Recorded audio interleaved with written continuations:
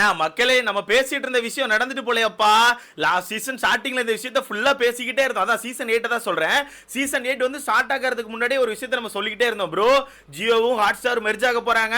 அப்படி மட்டும் மெர்ஜ் ஆயிட்டாங்க அம்பிட்டு தான் சீசன் 8 வச்சு செஞ்சுருவாங்க.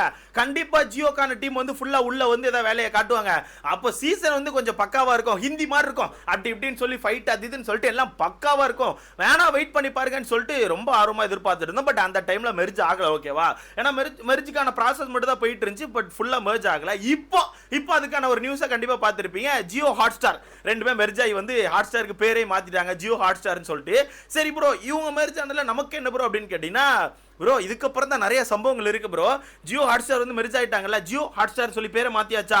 நீங்க வேணா பாருங்க, இப்போ ஹாட் ஸ்டார்க்குள்ள போனீங்கன்னா இதுக்கு முன்னாடி நீங்க என்னென்னலாம் மூவி அந்த மாதிரி பார்த்து உங்களுக்கான வாட்ச் லிஸ்ட் ஒன்று இருக்கும். உங்களுக்கு பிடிச்ச மூவி, தமிழ் மூவிக்கான நிறைய சம்பந்தமான இது லைனா வந்துட்டு இருக்கோம். ஸ்க்ரோல் பண்ணா அந்த ஆர்டரே மொத்தமா சேஞ்ச் ஆகி போயிருக்கும். நீங்க எதிர்பார்க்காத நிறைய மூவிஸ்லாம் உள்ள வந்து கிடக்கும். அதான் ஹிந்தி மூவி எல்லாம் தெலுங்குன்னு சொல்லிட்டு எல்லா மூவியுமே ஆக்சுவலா வந்து உங்களுக்கு வந்து மெயின் ஸ்கிரீன்ல சஜஸ்ட் ஆக ஆரம்பிச்சிடும். ப்ரோ இதுல என்ன ப்ரோ இருக்கு, அது ஆக்சுவலா நடக்கிறதான ப்ரோ. இது நெட்வொர்க் தானே ப்ரோ பெருசாகும்னு கேட்டீங்கன்னா கண்டிப்பா நெட்வொர்க் பெருசாகும். பட் இதை நான் ஏன் எடுத்து பேசுறேன்னா, நமக்கு தேவையான ஒரு சம்பவம் உள்ள இருக்குல்ல. என்ன சம்பவம் ப்ரோன்னு கேட்டீங்கன்னா, நம்ம பிக் பாஸ். என்ன ப்ரோ பிக் பாஸ் மறந்துட்டீங்களா என்ன? சீசன் 8ல ஒரு விஷயத்த சொல்லியிருந்தேன். ஜியோ மட்டும் ஹாட் ஸ்டார் கூட ஃபுல்லா மெர்ஜ் ஆயிட்டாங்கன்னா கண்டிப்பா சீசன் 8 வச்சு செஞ்சுருவாங்க. நிறைய விஷயங்களை மாத்தி வந்து பிக் பாஸே கொஞ்சம் டிஃபரெண்டா கொண்டு போகன்னு சொல்லிட்டு இருந்தேன். பட் அது அந்த டைம்ல நடக்கல, ஃபுல்லா மெர்ஜ் ஆகல. இப்போ ஃபுல்லா மெர்ஜ் ஆயிட்டாங்கல்ல, வரப்போற சீசன் 9 வந்து கண்டிப்பா டிஃபரெண்டா இருக்கும். அதை என்னால உறுதியா சொல்ல முடியும் ப்ரோ. என்ன ப்ரோ சீசன் 8 இப்பதான் முடிஞ்சு, அதுக்குள்ள சீசன் 9 பத்தி பேசுறே ப்ரோன்னு கேட்டீங்கன்னா, சீசன் 9 பத்திலாம் நான் பேசல ப்ரோ. பட் சீசன் 9 வரும்போது கண்டிப்பா டிஃபரெண்டா இருக்கும்னு தான் சொல்றேன். கண்டிப்பா சீசன் 9 வந்து நம்ம இதுவரைக்கும் தமிழ் பிக் பாஸ் பார்த்துருக்கோம்ல, அதுல இருந்து நிறைய சேஞ்சஸ் வச்சு தான் வரும்னு சொல்லிட்டு என்னால உறுதியா சொல்ல முடியும். கண்டிப்பா நிறைய சேஞ்சஸ் இருக்கும். வேணா வெயிட் பண்ணி பாருங்க, நிறைய சேஞ்சஸ் நம்ம கண் கூட பார்க்க முடியும். சரி ப்ரோ, அது இருந்துட்டு போட்டு ப்ரோ, இதை வச்சு பேசுறதுக்கு வேற என்ன டாபிக் ப்ரோ இருக்குன்னு கேட்டீங்கன்னா, இருக்கு பிக் பாஸ் அல்டிமேட்னு ஒன்று வரதா சொல்லிட்டு இருந்தாங்கல்ல. பிபி அல்டிமேட்கான சீசன் 2 வந்து உங்களுக்கே தெரியும். பிபி அல்டிமேட்டை பொறுத்தவரைக்கும் ஒன்லி ஹாட் ஸ்டார்ல மட்டும் தான் வரும். விஜய் டிவிக்கும் அதுக்கும் சம்பந்தமே இருக்காது. விஜய் டிவில டெலிகாஸ்ட் கூட ஆகாது. ஒன்னொரு எபிசோட்ல இருந்து லைவ்ல இருந்து எல்லாமே ஹாட் ஸ்டார்ல மட்டும் தான் போயிட்டு இருக்கும். அப்படி இருக்கும்போது இப்போ ஜியோ ஹாட் ஸ்டாரா மாறிட்டாங்கல்ல, இப்போ பிபி அல்டிமேட் வைப்பாங்களா அப்படிங்கிறது ஒரு கேள்விக்குறியா இருக்கு. என்ன ப்ரோ இப்படி பேசுற, நீ தான் சொல்லிட்டு இருந்த ஒரு 6 நாள் வரதுக்கே பிபி அல்டிமேட் வருது, பிபி அல்டிமேட் வருதுன்னு. இப்போ நீயே கேள்விக்குறின்னு சொல்றிய ப்ரோன்னு சொன்னீங்கன்னா கண்டிப்பா கேள்விக்குறி நம்ம அந்த இடத்துல வச்சே ஆகணும் ப்ரோ. ஏன் நல்லா ஒன்று தெரிஞ்சுக்கோங்க, சீசன் 8ல ஒரு விஷயத்தை நீங்க நல்லா கவனிச்சிருப்பீங்க.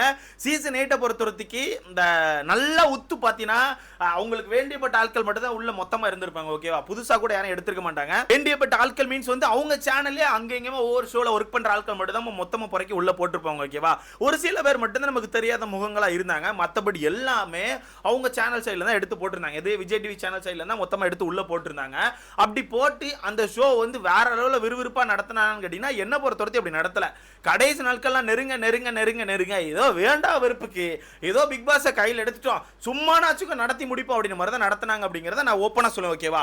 அப்படி இருக்கும்போது பிபி அல்டிமேட் சீசன் 2 வந்துச்சுன்னா கடைசியா எனக்கு தெரிஞ்சு இவங்க அதே மாதிரி தான் திருப்பி இந்த பழைய சீசன்ல இவங்க சேனல் ஒர்க் பண்ண ஆட்களே ஒவ்வொரு சீசன்ல போயிருப்பாங்கல்ல, அந்த ஆட்களை மொத்தமா ரிட்டர்ன் பிறக்கி அல்டிமேட்ல தூக்கி போட்டு அந்த பிபி அல்டிமேட் சீசன் 2 நடத்தி முடிச்சிருவாங்கன்னு சொல்லி நான் எதிர்பார்த்துட்டு இருந்தேன். பட் அப்படி நடக்கிறதுக்கான வாய்ப்புகள் இதுக்கப்புறம் இல்ல. என்ன பொறுத்தவரைக்கும் இதுக்கப்புறம் இருக்கிறதுக்கான வாய்ப்புகளே இல்ல. ஏன்னு கேட்டீங்கன்னா, திரும்பியே சொல்றேன், ஜியோ டீம் உள்ள வந்துட்டாங்கன்னா கண்டிப்பா அவங்க வந்து நிறைய விஷயங்களை சேஞ்ச் பண்ணுவாங்க. நிறைய விஷயங்களை வந்து இன்ட்ரெஸ்டா கொண்டு போறதுக்கான வாய்ப்புகள் கூட இருக்கு. என்ன பொறுத்தவரைக்கும் வாய்ப்புகள் இருக்கு. உங்களுக்கு எப்படின்னு தெரியல. என்ன பொறுத்தவரைக்கும் கண்டிப்பா இன்ட்ரெஸ்டா கொண்டு போக தான் பார்ப்பாங்க. இவங்கள மாதிரி சும்மா அவங்க ஆட்களை மட்டும் எடுத்து உள்ளதை போட்டு ஏதோ அவங்க ஆட்களை வச்சு அப்படியே ஷோ அப்படி நடத்த முடிச்சுனாலும் நடத்த மாட்டாங்க. கண்டிப்பா ஜியோ டீம் உள்ள வந்துட்டாங்கன்னா அவங்கள பொறுத்தவரைக்கு அந்த ஷோல எதையாச்சும் ஒன்று பண்ணி அடிச்சு உடச்சி டிஆர்பி எகிற வச்சு அவங்களுக்கான பேரை வந்து தூக்கி நிறுத்த தான் பார்ப்பாங்க. ஓகேவா? அதனால என்ன பொறுத்தவரைக்கு அல்டிமேட்னு சொல்லி ஒன்று கன்ஃபார்ம் வச்சுட்டாங்கன்னா அந்த அல்டிமேட்டை பொறுத்தவரைக்கும் நம்ம எதிர்பார்க்காத நிறைய ட்விஸ்ட் இருக்கும். பட் அல்டிமேட் வந்து என்ன பொறுத்தவரைக்கும் வர்றதுக்கான வாய்ப்புகள் ஒரு 90% இருக்கு ப்ரோ. அதனால உறுதியாக சொல்ல முடியும். நிறைய பேர் அதாவது பழைய போட்டியாளர்கள் இருந்து நிறைய ஷோல என்னால் ஒரு விஷயத்தை நோட் பண்ண முடிஞ்சு, இந்த அல்டிமேட்டுக்கான ஹிண்ட் வந்து தொடர்ந்து நிறைய இடத்துல கொடுத்துக்கிட்டே இருக்காங்க. அல்டிமேட் வரப்போகுது, நீங்க போவீங்களா? அல்டிமேட் வந்துனா நீங்க போவீங்களா? அல்டிமேட்ல நீங்க இருந்தீங்கன்னா என்ன பண்ணீங்க அப்படின்ற மாதிரி நிறைய ஷோல நிறைய பேர்ட்ட क्वेश्चन கேக்குறது அப்படின்னு சொல்லிட்டு ஏகப்பட்ட ஹிண்ட் வந்து அங்க எங்கமா கொடுத்துட்டு தான் இருக்காங்க. அதை வச்சு பார்க்கும்போது கண்டிப்பா அல்டிமேட் வரதுக்கான வாய்ப்புகள் இருக்குது. அது மட்டும் இல்லாம நம்ம கூல் சுரேஷ் கூட ஒரு 2 டேஸ்க்கு முன்னாடி இல்ல நேத்தோ இல்ல இன்னைக்கான்னு தெரியல, ஏதோ ஒரு மூவிக்கான ப்ரொமோஷன் ஏதோ சம்திங் இதுல வந்து தலைவர் வந்து சொல்லியிருக்காப்ல, அல்டிமேட் வச்சா நான் போவேன், அல்டிமேட்ல நான் இருக்கேன் அப்படின்ற மாதிரி பயங்கரமா பேசியிருக்காங்க போல. ஸோ இதெல்லாம் வச்சு பார்க்கும்போது கண்டிப்பா அல்டிமேட் வர்றதுக்கான வாய்ப்புகள் அதிகமா இருக்குது. திரும்பியே சொல்றேன், அல்டிமேட் வந்து வந்து கன்ஃபார்ம் ஆயிடுச்சுன்னா ஃபெப் லாஸ்ட்ல இல்லன்னா மார்ச் ஃபர்ஸ்ட்ல வந்து கண்டிப்பா நமக்கு அதுக்கான நியூஸ் கிடைச்சிரும். அப்படி அல்டிமேட் வந்து கன்ஃபார்ம் ஆயிடுச்சுன்னா சொல்றேன் சிறப்பா இருக்கும். நான் சொல்றேன் ப்ரோ சிறப்பா இருக்கும். கண்டிப்பா என்னால உறுதியா சொல்ல முடியும். வேற லெவல்ல வச்சு செய்வாங்க. ஓகேவா? அது மட்டும் இல்லாம இந்த வீடியோல நான் இன்னொரு டாபிக்கும் எடுத்து பேசிக்கிறேன். அந்த டாபிக் வந்து நிறைய பேர் ஆக்சுவலி எனக்கு அனுப்பி பேச சொல்லிட்டு இருந்தாங்க.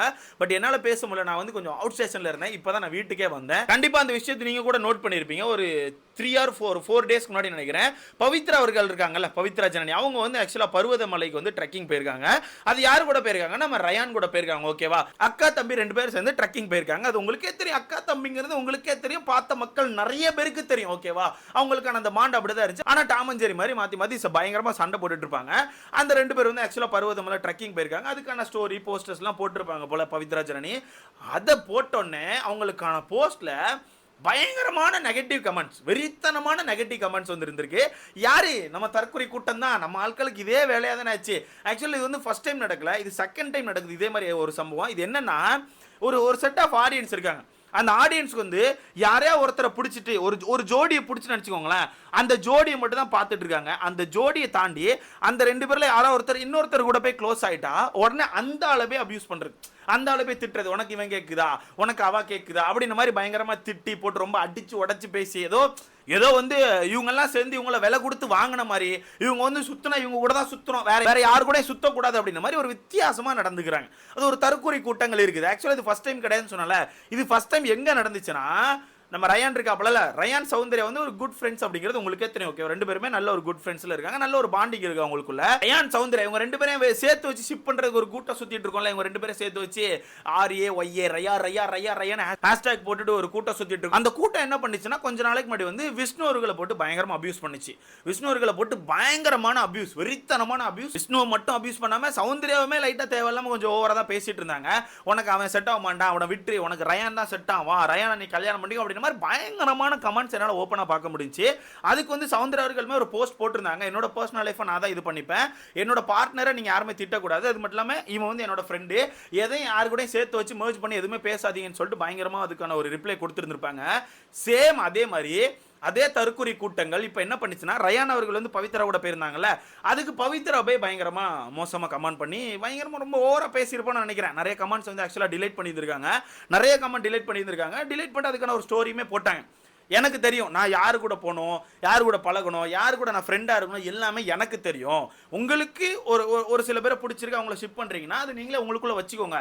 அதை கொண்டு வந்து வெளியே வந்து நீ அவங்க கூட சுத்தக்கூடாது, நீ இவங்க கூட பேசக்கூடாது, நீ அவங்க கூட நடிக்கக்கூடாது, இந்த மாதிரி விஷயங்களை கொண்டு வராதீங்க. இது நல்லா இல்லை, பார்க்க நல்லா இல்லை. அது மட்டும் இல்லாமல் நிறைய அபியூஸ் பண்ணி ஒரு கமெண்ட் போடுறீங்க அப்படின்னு சொல்லிட்டு அந்த கமெண்டை டிலீட் பண்ணதுக்கு சாரி கூட கேட்டு பவித்ரா வந்து ஒரு ஸ்டோரி மாதிரி போட்டிருந்தாங்க. இதெல்லாம் பார்க்கும்போது எனக்கு எப்படி ஃபீல் ஆகுதுன்னா, நீங்களாம் திருந்தவே மாட்டீங்களாடா. நான் வந்து சிம்பிளா ஒன்று சொல்லிட்டா, நீங்க ஷிப் பண்ணுங்க, தப்பே கிடையாது. அதாவது சௌந்தர்யா ரயான் இவங்க 2 பேர் தான். இவங்க 2 பேர் வந்து உங்க கண்ணுக்கு 2 பேர் ஒரு லவ்வர்ஸ் மாதிரி திர்றாங்கன்னா அது உனக்குள்ள வச்சுக்கோ, உனக்குள்ள வச்சு நீ வந்து அதை பார்த்து என்ஜாய் பண்ண. ஆனா அது ஒரு எல்லையை தாண்டி நீ என்ன பண்றனா, சௌந்தர்யாட்ட போயிட்டு விஷ்ணு உனக்கு செட் ஆக மாட்டான், ரயானை கல்யாணம் பண்ணிக்கோ, எப்படிரா டேய், வயசு டிஃபரெண்ட் எவ்வளவு இருக்கு, 2 பேரும் என்ன பாண்டிங்ல இருக்காங்க, எதுவுமே பாக்குறது இல்ல. கண்ட மேனிக்கு எனக்கு பிடிச்சிருக்குப்பா, அவங்க 2 பேரும் கல்யாணம் பண்ணா நல்லா இருக்கும்னா அதை போய் அங்க கொட்டக்கூடாது. அங்க கொட்டுறது வந்து உனக்கு ரைட்ஸே கிடையாது. நீ ஷிப் பண்றதுக்கு ஆக்சுவலா ரைட்ஸ் கிடையாது. இருந்தாலுமே ஒரு ஷோல நீங்க பாக்குறீங்க, பார்க்க நல்லா இருக்கு அப்படிங்கும் அதை வச்சு நீங்க வந்து ரீல்ஸ் போடுறது, அதை வச்சு ஷிப் பண்றதெல்லாம் ஓகே தான், வச்சுக்கலாம். இருந்தாலுமே ஒரு எல்லையை தாண்டி நீ போய் அடுத்தவங்களை கண்ட்ரோல் பண்றது தெரியுமா, அது ரொம்ப தப்பான விஷயம். அதே தான் இப்போ பவித்ரா நடந்திருக்குது. பவித்ரா ஆக்சுவலா அதுக்கு ஒரு ரிப்ளை கூட போட்டிருக்காங்க. அந்த ரிப்ளைக்குமே பயங்கரமா நிறைய அபியூஸ் வந்திருக்கும் நான் நினைக்கிறேன். சிம்பிளா ஒன்று சொல்லிட்டா, திருப்பி ஒன்று சொல்றேன் ப்ரோ, உனக்கு பிடிச்சிருக்கா வச்சுக்கோ, சந்தோஷம், வச்சு என்ஜாய் பண்ணானா அவங்க அப்படித்தான் இருக்கணும்னு நினைச்சு அவங்ககிட்ட போய் நீ ஃபோர்ஸ் பண்ணி அவங்கள வந்து ஒரு இடத்துல புஷ் பண்ண, அதாவது நல்லது கிடையாது. நீ புஷ் பண்றது நார்மலா புஷ் பண்ணா கூட பரவாயில்ல, நீ வந்து ரொம்ப அபியூஸ் பண்ணி வந்தா செட் ஆவான், அவன்லாம் செட் ஆக மாட்டான் அப்படின்ற மாதிரி நீ ஏதோ அவங்க வாழ்க்கை எடுத்து நடத்தி கொண்டு போக ட்ரை பண்ற, அது உனக்கு ரைட்ஸ் கிடையாது ப்ரோ. அது புரிஞ்சுக்கோங்க. ஃபர்ஸ்ட் ஆஃப் ஆல் நீங்க எல்லாம் புரிஞ்சுக்கணும். அந்த ஒரு தற்கொலை கூட்டங்கள் இருக்கீங்களா, தயவுசெய்து புரிஞ்சுக்கோங்க. இன்னொன்னு சொல்றேன், பிக் பாஸ் முடிஞ்சு போச்சுடா, முடிஞ்சு போச்சு. நீங்களும் இந்த ஒரு சில பேர் மாதிரி இருக்காங்க, இன்னும் ஒரு சில பேர் வெளியே போயிட்டு ஒரு சில பேருக்கான பேரெல்லாம் யூஸ் பண்ணி ஆஹா இன்னும் இவ்வளோ பேர் இருக்கீங்களாடா, அவ்வளோ ஃபேன்ஸ் இருக்கீங்களான்னு சொல்லிட்டு கதறிட்டு தான் இருக்காங்க. அந்த மாதிரி இருக்காதீங்க. பிக் பாஸ் முடிஞ்சு போச்சு. அவங்கெல்லாம் கூட பரவாயில்ல, ஏதோ ஃபன்னான இதெல்லாம் பேசிட்டு சரி ஓகே நம்ம தான் அப்படி சொல்லி காட்ட விரும்புறாங்க. பட் அந்த இடத்துல மொக்க வாங்கினதுனால அப்படியே பேக் அடிச்சு வந்துட்டு இருக்காங்க. பட் நீங்க அப்படி இருக்காதீங்க. நீங்க இன்னும் அந்த ஷிப் பண்ணிக்கிட்டு இவங்க அவங்க கூட தான் இருக்கணும், அவங்க கூட தான் பேசணும், அது வேணாம்.